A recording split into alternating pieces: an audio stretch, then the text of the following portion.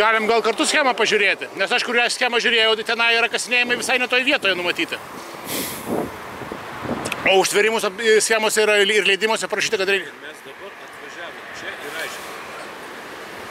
Kurioje vietoje kažkas.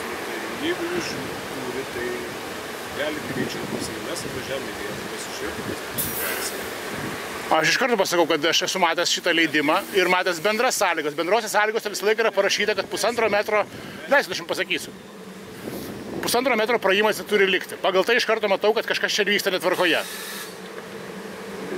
Bijau kažką pakomentuoti dabar. Tai vat ir prašymas yra, kad žiūrėtumėt ne tik tai, ar turi leidimą apskritai, bet kam turi leidimą. Jūs manot, kad mes tik taip žiūrime? Antakalnio seniūnija žiūri kitaip. Jie nesupranta, kad ten yra schema. Tai čia gal reikėtų jiem klausimą. Taip, bet jūsų kolega kažkaip pasakė, kad viskas tvarkoja, kad leidimus turi. Mes įradom, kad leidimai. Prašau?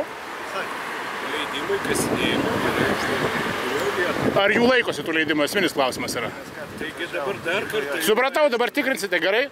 Malonu? Ačiū, geros dienos. Jums irgi.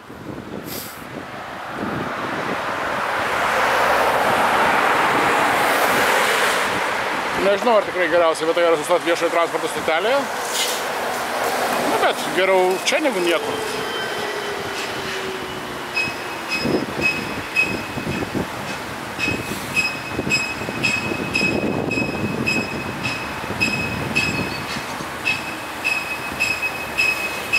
Nuo vakar beveik niekas nepasikeitė, išskyrus tai, kad yra užkasta tranšėja.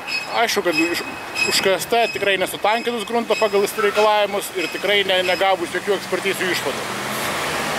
Tai yra tai, kas parašyta leidimų sąlygose, yra tiesiog parašyta tam, kad kažkas būtų parašyta, kad jie stengiasi. O man kaip Lietuvos piliečių tiesiog yra nesuprantama ir nemalonu gyventi, kai nesuprantu, kurių įstatymų laikytis reikia, kurie yra šiaip parašyti. Ir pagal ką yra nusprendžiama, nes kol kas tai man atrodo, kad tai yra tiesiog korupcija, kai yra įrašomas bet koks perteklinis reikalavimas ir paskui iš vienų reikalavimo jo laikytis, o iš kitų ne. Natūralu, kad tada darbus gali atlikti ne laisvos rinkos dalyviai, o tie tik tai, kurie yra proteguojami.